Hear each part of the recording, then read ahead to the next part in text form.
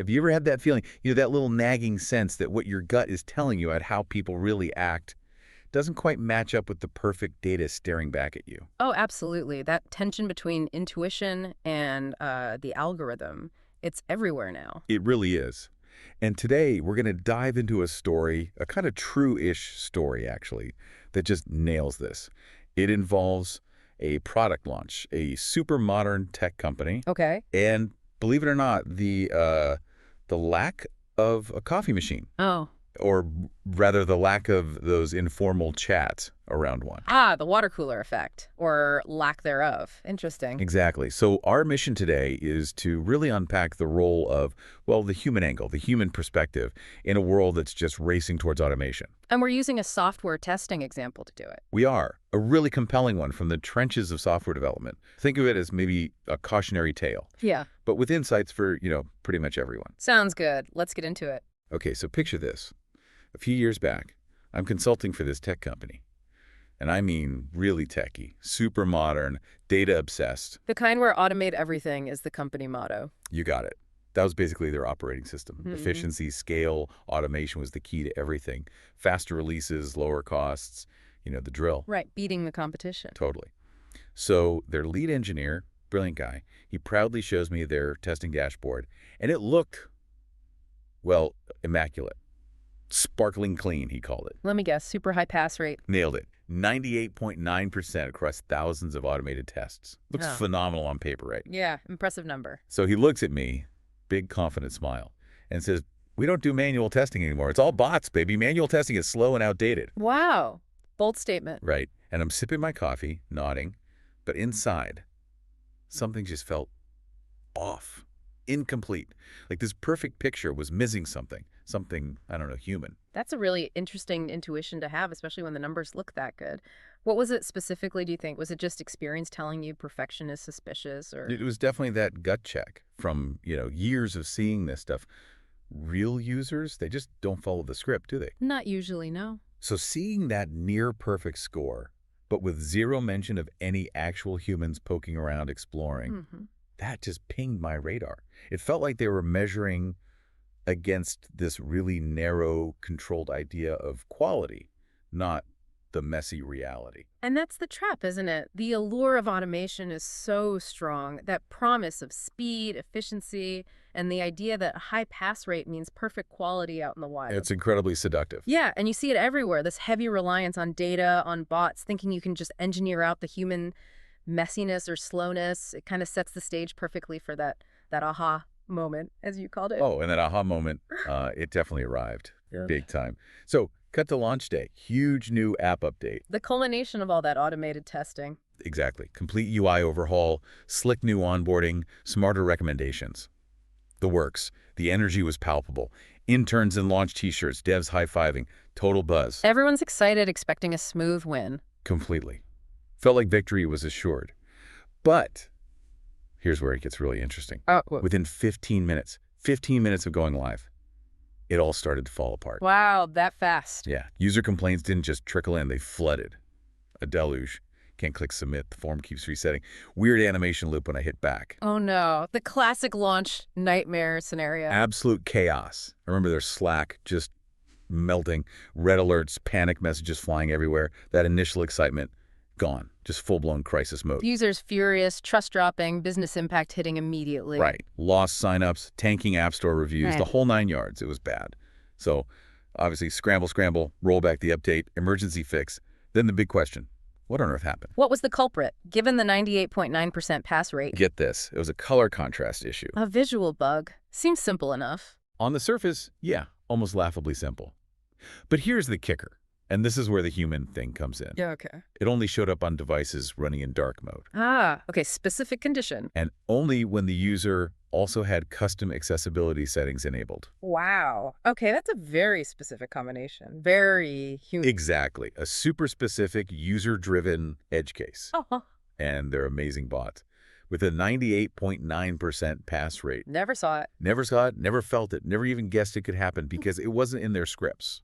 They weren't programmed for that exact mix of real-world user choices. And this just perfectly highlights what bots can't do, right? Scripts follow paths, they check knowns, they're predictable. Was all you. But real users, Okay. they're beautifully unpredictable, chaotic even, curious. They poke things, they use the app in ways you'd never expect. Like me, fumbling with my phone at 3 a.m., half asleep, screen cracked. Exactly. Or with low battery, squinting, using weird zoom settings, making typos, and crucially, customizing their device with things like dark mode and accessibility features, because that's how they use it. Things a script just wouldn't think to combine. Never. But a human tester, someone just exploring, maybe someone who actually uses dark mode all the time or needs accessibility settings, They might have found it in minutes. probably, just by using it naturally. Or even overhearing someone by that missing coffee machine saying, "Ugh, my phone's always in dark mode, saves battery." That little human interaction could spark the test. You've just hit on why that initial perfect score felt wrong. It missed the messiness. Now, don't get me wrong, automation is amazing. I love it. I build it. It has its place, absolutely. Essential for efficiency. Totally. Yep. But it's kind of like a self-driving car. Okay, I like this analogy. It's brilliant on the highway, right? Handles the predictable stuff, lane keeping, smooth roads, clear signs, tirelessly. Steady driving. But what happens when there's a sudden detour? A tree down. Or, that classic example, a cow on the road. The unexpected obstacle. The system might just freeze. Or worse. Exactly. That's when you desperately need a human behind the wheel. Someone who can see the weird thing, adapt, make a judgment call, navigate something totally new. Right. The intuition, the context. And that hap crash, that color contrast bug, hidden in that specific user setup, that was the cow in the road for their automation. It just couldn't see it, couldn't handle it. Great analogy.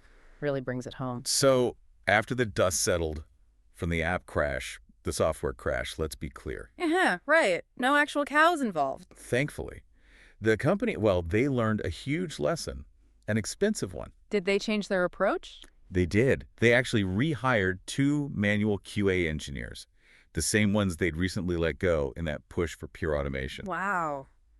That's quite a turnaround. Isn't it? And what those humans brought back wasn't just bug reports.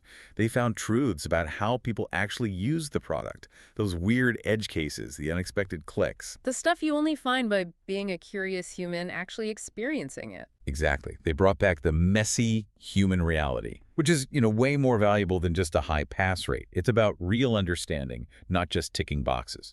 And if we zoom out, connect this to the bigger picture, this isn't just a software story, is it? Not at all. It applies pretty much anywhere humans interact with the system.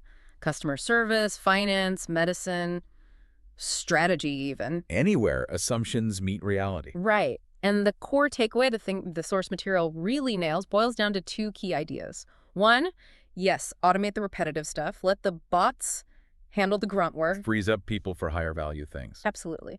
But 2, and this is critical, never get rid of the human perspective entirely. Because real quality isn't just passing tests, it's about understanding people. Empathy, almost. Yes, empathy, anticipating how diverse, messy, wonderful humans will interact with whatever you've built. That's the power of, as you said, a curious human with a keyboard and a hunch. Or just someone noticing something over coffee. Exactly. That intuition, that ability to go off script, see beyond the numbers, that's the bridge between something that just works and something that's truly great. So thinking about this, what does it mean for you listening right now? Whether you build stuff, manage projects, design services, or just, live your life. How does this apply day to day? Yeah. Take a second and think. Where in your world might you be leaning a bit too heavily on the automation, the data, and maybe missing that human touch? Are there dashboards telling you everything's fine, but your gut says otherwise? Right. It's not about tech versus humans. It's about finding that sweet spot, that blend. Using the power of automation, sure, but always keeping space for human insight, human judgment. Leveraging the best of both. Precisely.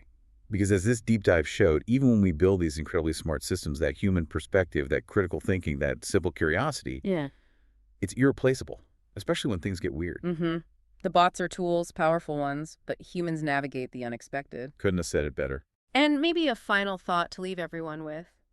As we all chase efficiency, as we automate more and more, what are the subtle color contrast bugs we might be missing? The hidden human issues. Yeah. Or what are those unexpected cows in the road, the big surprises that we're just not equipped to see because we've maybe sidelined the human element a little too much? Something to really reflect on. Definitely.